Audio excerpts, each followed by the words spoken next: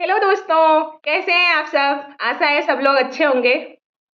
आज का टॉपिक सिर्फ एक खबर नहीं है। आज मैं जिस टॉपिक पे आप लोग से बात करूंगी, जिस टॉपिक के बारे में आप लोग को बताऊंगी, वह सिर्फ एक खबर नहीं है, बल्कि आज के हर युवा, हर माँ-बाप और पूरे समाज के लिए बेहद गंभीर और सोचने पर मजबूर करने वाला विषय है। आज का टॉपिक बहुत ही ज़्यादा गंभीर है और सोचने पर आपको मजबूर कर देगा। यह बात उन सपनों से जुड़ी है जो किताबों और परीक्षाओं के दबाव में धीरे-धीरे टूटते जा रहे हैं और उन उम्मीदों से भी जुड़ी है जो हर माता-पिता अपने बच्चों के भविष्य के लिए पालते हैं।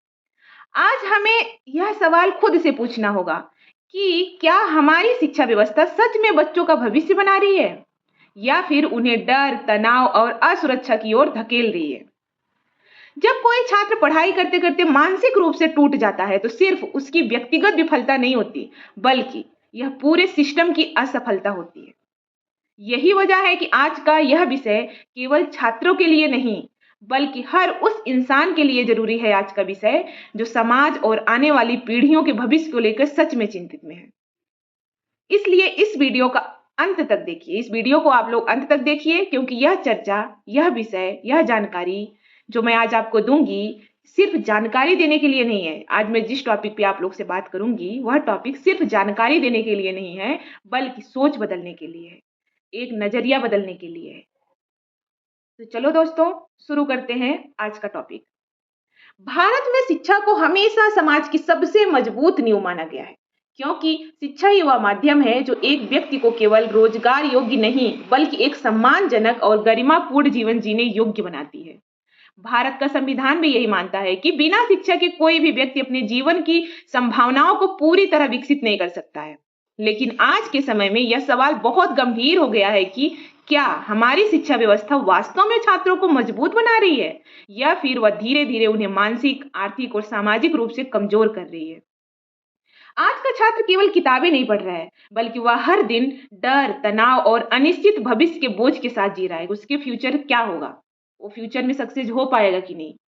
इस बोझ तले जी रहा है। इसी कारण जब सुप्रीम कोर्ट को बार-बार शिक्षा व्यवस्था, छात्र कल्याण और मानसिक स्वास्थ्य से जुड़े मामलों में दखल देना पड़ रहा है, तो यह केवल एक कानूनी हस्तक्षेप नहीं होता कि सुप्रीम कोर्ट ने शिक्षा व्यवस्था में दखल दिया, बल्कि पूरे सिस्टम के लिए एक चेतावनी होती है। आज के इस वीडियो में हम विस्तार से समझेंगे कि संविधान शिक्षा को कैसे देखता है, हमारे कॉन्स्टिट्यूशन में शिक्षा की क्या व्यवस्था है, भारत में अब तक कौन-कौन सी शिक्षा नीतियां आई हैं, कौन-कौन सी एजुकेशन पॉलिसी लाई गई है, उनमें क्या अच्छा था और क्या कमजोरी रही है। एजुकेशन में संकट क्यों पैदा हुआ, छात्रों को इससे क्या लाभ और क्या नुकसान हो रहा है, सुप्रीम कोर्ट को हस्तक्षेप क्यों करना पड़ता है, बार बार सुप्रीम कोर्ट को एजुकेशन सिस्टम में दखल क्यों देना पड़ता है, हमारी एजुकेशन पॉलिसियां कहाँ चूक गई हैं और इस पूरे संकट का समाधान आखिर कैसे संभव है। आज इन सब टॉपिक पे आप लोगों से बात करेंगे, आप लोगों को इस टॉपिक के बारे में बताएंगे। तो आप लोग वीडियो को अंत तक देखिए, आपको सब समझ में आएगा, आपका एक सोचने का तरीका बदल जाएगा, आपका नज़रिया बदल जाएगा एजुकेशन को लेकर। अब देखते हैं कि संविधान शिक्षा को कैसा देखता है, हमारे कॉन्स्टिट्यूशन में एजुकेशन को लेकर क्या-क्या व्यवस्था किया गया है।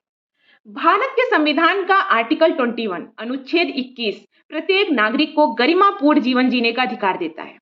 सुप्रीम कोर्ट ने अपने कई फैसलों में यह स्पष्ट किया है कि गरिमापूर्ण जीवन का अधिकार केवल सांस लेने तक सीमित नहीं है, बल्कि इसमें शिक्षा, सम्मान, मानसिक स्वास्थ्य और आत्मविकास भी शामिल है। इसी संवैधानिक व्याख्या के आधार पर शिक्षा को जीवन के अधिकार का अभिन्न हिस्सा माना गया है। बाद में इसी सोच को मजबूत करते हुए अनुच्छेद 21 आर्टिकल 21 ए जोड़ा गया, जिसके तहत 6 से 14 वर्ष के बच्चों को निःशुल्क और अनिवार्य शिक्षा देना राज्य की जिम्मेदारी बनाई गई। लेकिन जब शिक्षा केवल नाम की रह जाए, तो शिक्षक उपलब्ध ही ना हो, पढ़ाई का माहौल दबाव भरा हो, तो यह अधिकार कागज पर रह जाता है और व्यवहार में विफल हो जाता है। अब हम समझेंगे आर्टिकल 21 को विस्तार से कि आर्टिकल 21 कहता क्या है। जीवन और व्यक्तिगत स्वतंत्रता का अधिकार आर्टिकल 21 देता है, आपको जीवन जीने का अधिकार और व्यक्तिगत स्वतंत्रता का अधिकार। संविधान का आर्टिकल 21 हर नागरिक को गरिमापूर्ण जीवन जीने का अधिकार देता है, जैसा मैंने पहले भी बोला। सुप्रीम कोर्ट ने समय समय पर यह स्पष्ट किया है कि गरिमापूर्ण जीवन बिना शिक्षा के संभव नहीं है, बल्कि इसका मतलब ये भी है कि शिक्षा केवल सरकारी सुविधा नहीं है, बल्कि जीवन के अधिकार का अभिन्न हिस्सा है। इसी आधार पर कोर्ट शिक्षा से जुड़े मामलों में हस्तक्षेप करता है। क्योंकि हस्तक्षेप करने का अधिकार हमारा कॉन्स्टिट्यूशन देता है सुप्रीम कोर्ट को। अब देखते हैं आर्टिकल 21 ए क्या है। शिक्षा का मौलिक अधिकार। संविधान का आर्टिकल 21 ए यह प्रावधान करता है कि 6 से 14 वर्ष की आयु के हर बच्चे को निःशुल्क और अनिवार्य शिक्षा देना राज्य का कर्तव्य है। इस अनुच्छेद का उद्देश्य यह था कि कोई भी बच्चा गरीबी, जात या लिंग के कारण शिक्षा से वंचित न रह जाए। गरीबी, जात या वो लड़की है कि लड़का, इसके कारण शिक्षा से वंचित न रह जाए। लेकिन जब शिक्षा की गुणवत्ता और समान अवसर नहीं मिलते तो यह अधिकार केवल कागजों तक सीमित रह जाता है। आर्टिकल 41 भी शिक्षा से रिलेटेड है। आर्टिकल 41 कोई मौलिक अधिकार नहीं है या राज्य के नीति निर्देशक तत्व में आता है। राज्य की जिम्मेदारी है। आर्टिकल 41 राज्य को यह निर्देश देता है कि वह शिक्षा और रोजगार के अवसर उपलब्ध कराने का प्रयास करे। ये राज्य के नीति निर्देशक तत्व में है। इसका मतलब यह है कि शिक्षा को रोजगार से जोड़ना भी राज्य की जिम्मेदारी है। जब पढ़ा लिखा युवा बेरोजगार होता है तो यह इस अनुच्छेद की भावना के खिलाफ होता है, क्योंकि पढ़ा लिखा अगर युवा है तो उसको रोजगार मिलना ही चाहिए, क्योंकि आर्टिकल 41 में कहा गया है कि यह राज्य की जिम्मेदारी बनती है कि शिक्षा और रोजगार के अवसर उपलब्ध कराए जाएं। जब वही युवा बेरोजगार रह जाता है तो अनुच्छेद 41 की भावना के खिलाफ होता है। आर्टिकल 45 क्या कहता है? प्रारंभिक बाल शिक्षा अनुच्छेद 45 राज्य को यह निर्देश देता है कि बच्चों के लिए प्रारंभिक देखभाल और शिक्षा की व्यवस्था की जाए। आर्टिकल 21 ए के तहत मौलिक अधिकार रखा गया शिक्षा को, और आर्टिकल 45 में राज्य को अधिकार दिया गया है कि राज्य को बोला गया है कि वह बच्चों के लिए प्रारंभिक देखभाल और शिक्षा की व्यवस्था करे। इसका उद्देश्य यह था कि बचपन से ही सीखने की मजबूत नींव रखी जाए। आर्टिकल 46 क्या कहता है? कमजोर वर्गों का संरक्षण करने को कहता है। अनुच्छेद 46 के तहत राज्य को यह जिम्मेदारी दी गई है कि एससी, एसटी, अनुसूचित जाति, अनुसूचित जनजाति और अन्य पिछड़े वर्गों के शैक्षिक और आर्थिक हितों की रक्षा की जाए। आरक्षण और छात्रवृत्ति इसी संवैधानिक प्रावधान से जुड़ी हुई है। जो भी ओबीसी को, एससी को, एसटी को आरक्षण मिलता है, रिजर्वेशन मिलता है, वो आर्टिकल 46 के तहत मिलता है, क्योंकि आर्टिकल 46 में यह संवैधानिक प्रावधान किया गया है। शिक्षा का मूल उद्देश्य कभी भी केवल परीक्षा पास कराना या नौकरी दिलाना नहीं था। शिक्षा का उद्देश्य था व्यक्ति में सोचने समझने की क्षमता विकसित करना, नैतिक मूल्यों को मजबूत करना और समाज के लिए जिम्मेदार नागरिक तैयार करना। लेकिन आज शिक्षा को इस तरह प्रस्तुत किया जा रहा है जैसे वह केवल एक दौड़ हो, जिसमें अच्छे नंबर, बड़ी डिग्रियां और ऊंचा पैकेज ही सफलता का पैमाना बन गया है। जब शिक्षा को केवल परिणाम से जोड़ा जाता है तब उस प्रक्रिया में छात्र का मानसिक संतुलन सबसे पहले प्रभावित होता है। आज की शिक्षा व्यवस्था में सबसे बड़ा संकट यह है कि शिक्षा एक सेवा नहीं है बल्कि एक व्यापार बन चुकी है। प्राइवेट स्कूल और विश्वविद्यालय अत्यधिक फीस वसूलते हैं और शिक्षा को एक महंगे उत्पाद की तरह पेश करते हैं। इस परिस्थिति में छात्र ज्ञान प्राप्त करने वाला विद्यार्थी नहीं होता है प्राइवेट स्कूलों के लिए, विश्वविद्यालयों के लिए, बल्कि पैसा देने वाला ग्राहक बन जाता है। मध्यम वर्ग और गरीब वर्ग का छात्र या तो भारी कर्ज लेते हैं पढ़ने के लिए या अपनी पढ़ाई बीच में छोड़ने पर मजबूर हो जाते हैं। यह स्थिति संविधान के उस सिद्धांत के खिलाफ है जो समान अवसर और गरिमापूर्ण जीवन जीने की बात करता है। देखा जाए तो किसी भी शिक्षा व्यवस्था की रीढ़ शिक्षक होता है। देखा क्या जाए, रियलिटी है, वास्तविकता यही है कि किसी भी शिक्षा व्यवस्था की रीढ़ टीचर ही होता है। लेकिन आज भारत में शिक्षक व्यवस्था स्वयं एक गंभीर संकट से गुजर रही है। सरकारी स्कूलों और कॉलेजों में शिक्षकों की भारी कमी है। वर्षों से पद खाली पड़े हैं। कॉन्ट्रैक्ट शिक्षक असुरक्षित स्थिति में काम कर रहे हैं, वो अपने आप को सुरक्षित ही नहीं फील कर रहे हैं। जब शिक्षक स्वयं नौकरी की अनिश्चितता, कम वेतन और प्रशासनिक दबाव में होता है तो वह छात्रों को मानसिक और बौद्धिक रूप से मजबूत नहीं कर पाता। जब टीचर खुद ही अपनी नौकरी को लेकर निश्चित नहीं है, अपने नौकरी को लेकर सिक्योर नहीं है और उसका वेतन बहुत कम है, वो प्रशासनिक दबाव में है, तो वो खुद स्टेबल नहीं है, वो छात्रों को मानसिक और बौद्धिक रूप से कैसे स्ट्रांग कर सकता है, कैसे मजबूत कर सकता है। कई मामलों में शिक्षकों पर सिलेबस जल्दी खत्म करने का दबाव रहता है, रिजल्ट दिखाने का दबाव रहता है, अच्छे रिजल्ट आने चाहिए, सिलेबस जल्दी खत्म होने चाहिए। प्रशासनिक काम का बोझ होता है टीचरों पर, बहुत सारे काम के बोझ डाल दिए जाते हैं जिससे शिक्षण की गुणवत्ता गिरती जाती है। जो एजुकेशन की गुणवत्ता है, क्वालिटी है, वो गिरती ही जाती है और जो टीचर और स्टूडेंट का जो संवाद होता है, कन्वर्सेशन होता है, वो कमजोर होता जाता है। क्यों? टीचर एक तो अपने नौकरी से संतुष्ट नहीं है, अपनी पोजीशन से संतुष्ट नहीं है, अपने वेतन से संतुष्ट नहीं है, ऊपर से उस पर दबाव बनाया जा रहा है, प्रशासनिक दबाव बनाया जा रहा है, रिजल्ट अच्छा दिखाने का दबाव बनाया जा रहा है, सिलेबस जल्दी खत्म करने का दबाव बनाया जा रहा है, जिसकी वजह से एजुकेशन क्वालिटी में गिरावट तो आती है, साथ में टीचर और स्टूडेंट के बीच जो संवाद होता है, कन्वर्सेशन होता है, वो भी कमजोर पड़ता जाता है। आज लाखों छात्र उच्च शिक्षा पूरी करने के बावजूद बेरोजगार हैं। इसी कारण इसका कारण यह है नहीं है कि छात्र मेहनत नहीं करता। आज बहुत सारे छात्र हायर एजुकेशन लिए हुए बैठे हैं, लेकिन वो बेरोजगार हैं, उनको रोजगार मिल ही नहीं रहा है। इसका ये नहीं कारण है कि वो मेहनत नहीं करते, बल्कि यह है कि हमारी जो एजुकेशन सिस्टम है, हमारा जो शिक्षा प्रणाली है, उसे व्यवहारिक रूप से सक्षम नहीं बना पाती।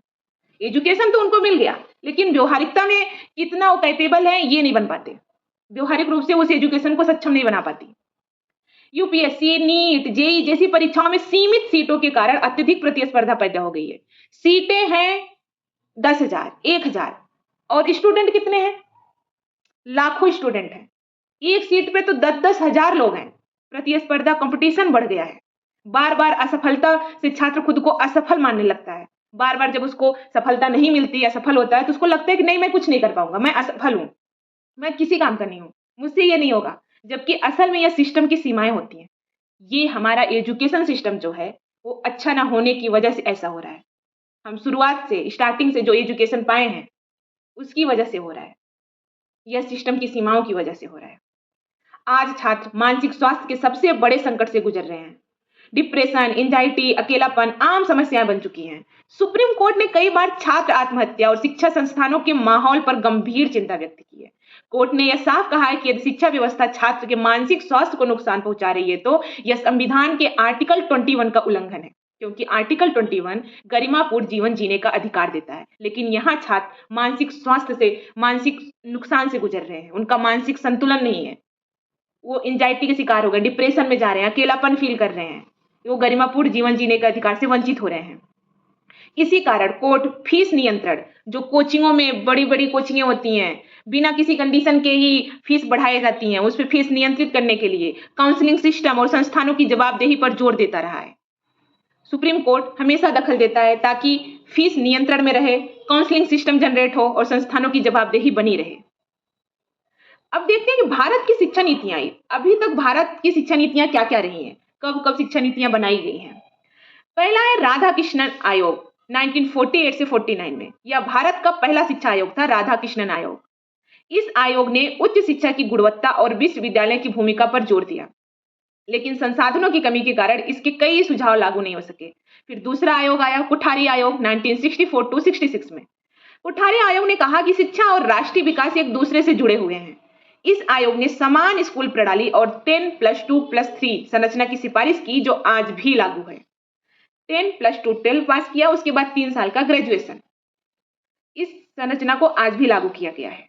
फिर आया राष्ट्रीय शिक्षा नीति 1968 में। यह भारत की पहली राष्ट्रीय शिक्षा नीति थी 1968 में। इसका उद्देश्य था समान अवसर, राष्ट्रीय एकता और विज्ञान व गणित पर जोर देना, लेकिन नीति और क्रियान्वयन के बीच अंतर बना रहा।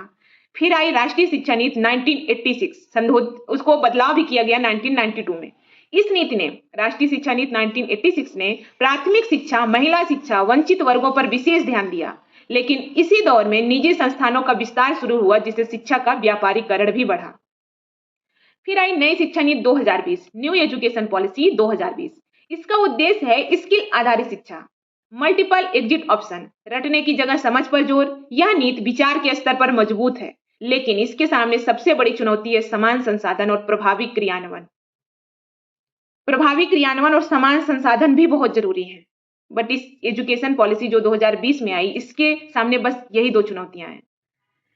अब हम देखते हैं कि सुप्रीम कोर्ट की भूमिका अहम क्यों है। जब शिक्षा व्यवस्था अत्यधिक फीस वसूलती है, छात्रों के मानसिक स्वास्थ्य को नजरअंदाज करती है, समान अवसर देने में विफल रहती है, तब सुप्रीम कोर्ट संविधान के रक्षक के रूप में सामने आता है। सुप्रीम कोर्ट ने कई फैसलों में कहा है कि शिक्षा मुनाफे का साधन नहीं हो सकती। छात्र आत्महत्या जैसे मामलों में कोर्ट ने यह स्पष्ट किया है कि यह केवल व्यक्तिगत समस्या नहीं, बल्कि संस्थागत, जो इंस्टीट्यूशनल विफलता है, इंस्टीट्यूशनल फेलियर है। कोई पर्सनल प्रॉब्लम नहीं है, इंस्टीट्यूशनल फेलियर है। इस संकट का समाधान केवल नई नीति लाने से नहीं होगा। जो ये सब नीतियां लाई गई, न्यू एजुकेशन पॉलिसी रिसेंटली जो 2020 में लाई गई, तो सुप्रीम कोर्ट का कहना है कि नई नीति लाने से नहीं होगा इस संकट का समाधान। संविधान की भावना को जमीन पर उतारना होगा। सरकार को शिक्षक भर्ती तेज करनी होगी, शिक्षा बजट बढ़ाना होगा, एजुकेशन बजट है उसको बढ़ाना होगा। संस्थानों को टीचर, स्टूडेंट दोनों के मानसिक स्वास्थ्य पर ध्यान देना होगा। समाज को सफलता की परिभाषा बदलनी होगी। आज हमारे समाज में सफलता की परिभाषा ही कुछ अलग है, क्योंकि जो स्टूडेंट इतना मेहनत करने के बाद भी अगर सिलेक्शन नहीं पाता है, जिसकी पढ़ाई की उसमें वो सिलेक्ट नहीं हो पाता, रोजगार नहीं पाता है, तो समाज उसको विफल मान लेता है, कहता है अरे इंसान सफल ही नहीं हुआ है, बच्चे ने पढ़ाई नहीं की। तो समाज को सफलता की परिभाषा बदलनी होगी, क्योंकि एजुकेट होना बेरोजगार होने के लिए नहीं है। एजुकेशन को सिर्फ आप नौकरी से मत जोड़िए, एजुकेशन को रोजगार से ही मत जोड़िए, पर्सनालिटी डेवलप भी होता है एजुकेशन से। इसीलिए समाज को सफलता की परिभाषा बदलनी होगी, जिससे छात्रों का मानसिक संतुलन ठीक रहे, वो गरिमापूर्ण जीवन जी सकें। क्योंकि संविधान ने हर नागरिक को गरिमापूर्ण जीवन जीने का अधिकार दिया है। अगर शिक्षा छात्र और शिक्षक दोनों को मानसिक रूप से तोड़ रही है, तो यह उस अधिकार के खिलाफ है। शिक्षा का उद्देश्य डर पैदा करना नहीं, बल्कि आत्मविश्वास पैदा करना है। शिक्षा का मतलब सिर्फ पास होना नहीं, बल्कि जीने की ताकत देना है। हमारे समाज में ये समाज समझता ही नहीं है कि शिक्षा का मतलब बस नौकरी पाना है। उनको ये भी समझना होगा कि एजुकेशन का मतलब सिर्फ पास नहीं होना है, कि आपने कितने अच्छे से नंबर से पास किया, आपको कितनी डिग्रियां हैं, आपको कितना हाई पैकेज मिला, इससे मतलब होना ही नहीं चाहिए। बल्कि उस इंसान जो एजुकेट पीपल है, उसको जीने की ताकत देता है। एजुकेशन उसको आगे बढ़ने की ताकत देता है, उसके अंदर आत्मविश्वास पैदा करता है, डर नहीं पैदा करता। पर समाज की वजह से हर स्टूडेंट डर के माहौल में जी रहा है, क्योंकि उसको समाज को बोलना होता है अगर नौकरी पाया तो सक्सेस है, नौकरी नहीं पाया तो फेलियर है। इसीलिए अगर शिक्षा छात्र से उसकी मुस्कान छीन ले, तो वह शिक्षा नहीं संकट है। समाज को समझना होगा, सरकार को समझना होगा कि शिक्षा छात्र से उसकी मुस्कान न छीने। एजुकेशन जो है स्टूडेंट से उसकी मुस्कान न छीने, उसको गरिमापूर्ण जीवन जीने का अधिकार है। वो खुश रह सकता है, हंस सकता है, कॉन्फिडेंस फील कर सकता है। अब समय आ गया है कि हम शिक्षा को केवल डिग्री का साधन नहीं, बल्कि इंसान को मजबूत बनाने का माध्यम बनाएं। अब वो टाइम आ गया है कि हमको एजुकेशन केवल डिग्री के रूप में ना उसको समझे कि अगर कोई डिग्री धारक है तो एजुकेट है। एजुकेशन को भी डिग्री का साधन नहीं बनाना है, बल्कि इंसान को, स्टूडेंट को, हर वो नागरिक को मजबूत बनाने का माध्यम बनाना है एजुकेशन को, ताकि छात्र सिर्फ पढ़ा लिखा नहीं बल्कि खुश और सक्षम नागरिक बने। अगर वो खुश है, उसके अंदर आत्मविश्वास है, तो वो आगे सक्षम नागरिक बन सकता है, वो अपना सपना पूरा कर सकता है। उसको पीछे ना खींचा जाए, फेलियर कह के उसको पीछे ना खींचा जाए, उसको मोटिवेट किया जाए, उसको आगे बढ़ाया जाए। तुम एजुकेट हो, तुम पढ़े लिखे हो, आगे अच्छा करोगे, उसको मोटिवेशन दिया जाए। ये जरूरी नहीं है कि अगर वो पढ़ा लिखा है तो नौकरी ही करे। इसका ये मतलब नहीं है शिक्षा बस नौकरी के लिए बनी है, बल्कि इंसान को जीने की ताकत देती है शिक्षा, इंसान के अंदर आत्मविश्वास पैदा करती है। तो ये था पूरा एजुकेशन क्यों आज संकट में है, और सुप्रीम कोर्ट ने क्या-क्या बोला है, सुप्रीम कोर्ट क्यों एजुकेशन सिस्टम में दखल देता है, हमारे संविधान में क्या-क्या प्रावधान किए गए हैं, हमारी एजुकेशन पॉलिसी किस तरीके से बदली है, उनमें क्या-क्या संकट है, क्या-क्या सुधार करने चाहिए। तो दोस्तों आपने सुना, आपको पसंद आया होगा, आपको कुछ समझ आया होगा, आपकी सोच तो थोड़ा बदली ही होगी। तो ऐसे ही और कंटेंट देखने के लिए आप लोग इस चैनल पर बने रहिए। और अगर आपको यह वीडियो भी सोचने पर मजबूर किया हो, आपको सोचने पर मजबूर किया हो कि हाँ, इसमें क्या कहा गया है, क्या सच में एजुकेशन पॉलिसी का एजुकेशन जो होता है उसका मतलब रोजगार ही होता है, अगर सच में आपको सोचने पे मजबूर किया है यह वीडियो, तो प्लीज इसे लाइक करें। और ऐसी ही जरूरी बातें सुनना चाहते हैं, ऐसे ही अच्छे कंटेंट सुनना चाहते हैं, तो चैनल को जरूर सब्सक्राइब करें। और कमेंट में लिखना ना भूलें कि आपके हिसाब से शिक्षा व्यवस्था की सबसे बड़ी समस्या क्या है। आपकी नजर में शिक्षा आज के समय में शिक्षा व्यवस्था की सबसे बड़ी समस्या क्या है, आप लोग जरूर कमेंट में लिखिएगा, मुझे इंतजार रहेगा। मिलते हैं अगले वीडियो में। Thank you.